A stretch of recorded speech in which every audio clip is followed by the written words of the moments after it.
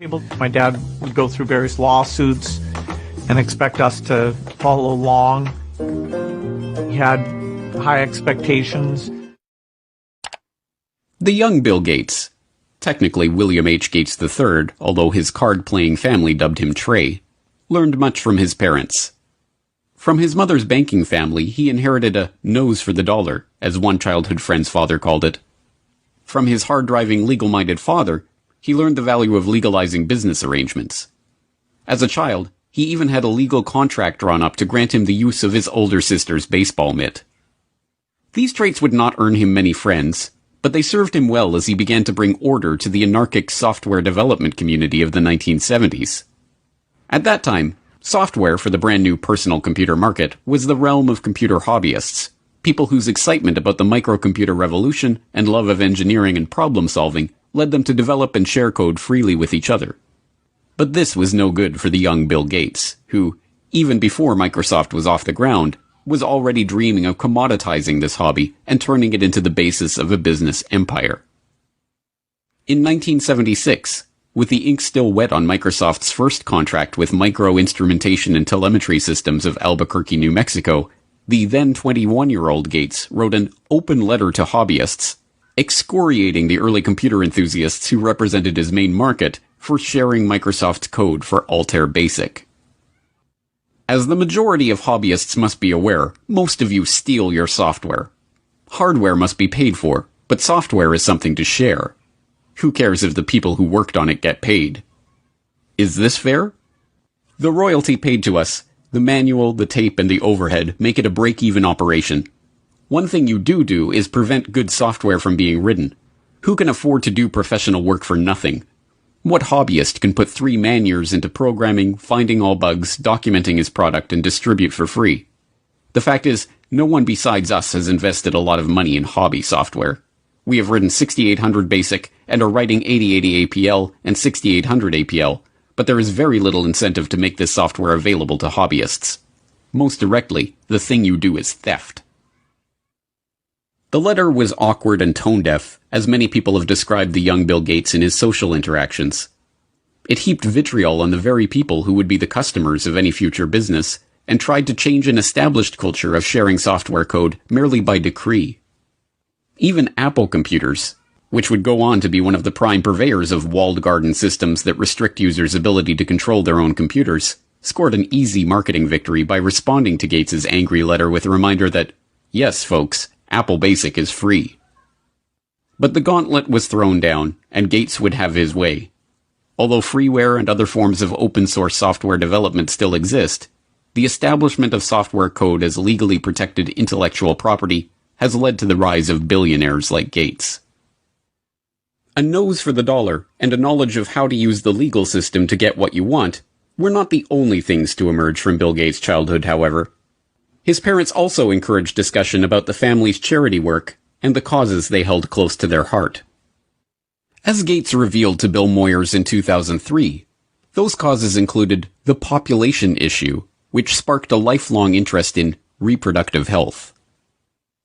One issue that really grabbed me as urgent were issues related to population, reproductive health. But did you come to reproductive issues as an intellectual? When I was growing up, my parents were always involved in various volunteer things. My dad was head of Planned Parenthood, and it was very controversial to be involved with that. Gates tips his hand when he equates issues related to population with reproductive health. The topic is particularly controversial because population control and reproductive health have been used for half a century as a euphemism for eugenics, the discredited pseudoscience that holds that certain families are fit to be leaders of society by virtue of their superior genes. As we saw in Why Big Oil Conquered the World, eugenics was a field named and codified by Francis Galton, cousin of Charles Darwin.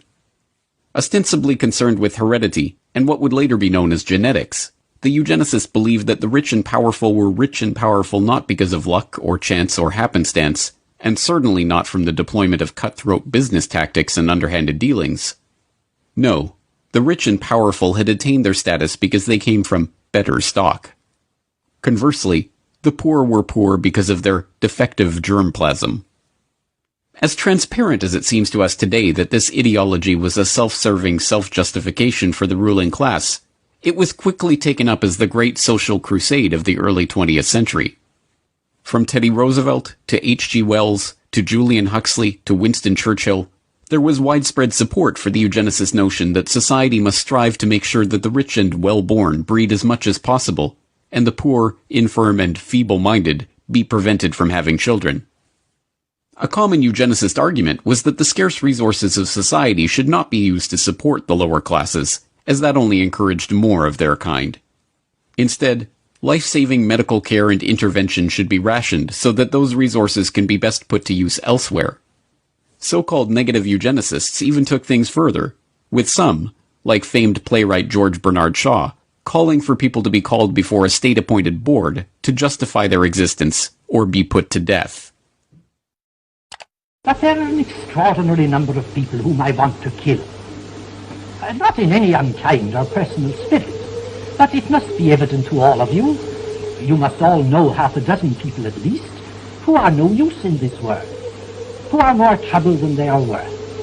And I think it would be a good thing to make everybody come before a properly appointed board, just as he might come before the income tax commissioners, and say every 5 years or every 7 years, just put him there and say, sir or madam, now will you be kind enough to justify your existence?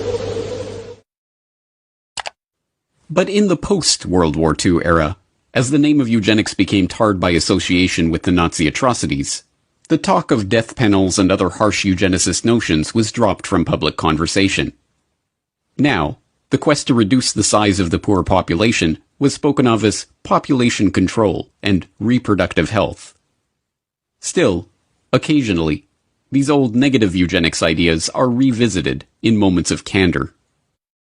You're raising tuitions at the University of California as rapidly as they can, and so the access that used to be available to the middle class or whatever is just rapidly going away. That's a trade-off society is making because of very, very high medical costs and a lack of willingness to say, is spending $1 million on that last 3 months of life for that patient, would it be better not to lay off those 10 teachers and to make that trade-off in medical costs? But that's called the death panel, and you're not supposed to have that discussion.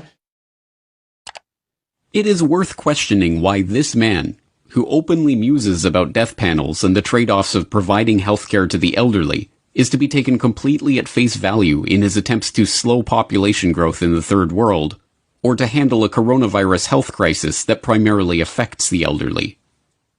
That the Gates agenda is being driven by a eugenicist ideology is suggested by multiple lines of evidence, both historical and current. As we have also seen in Why Big Oil Conquered the World, the Rockefeller family was instrumental in funding and promoting eugenics, both in America and overseas. The Rockefellers helped fund the Eugenics Record Office. The founding director of the Rockefeller Institute for Medical Research, William Welch, sat on the ERO's board and helped direct its activities.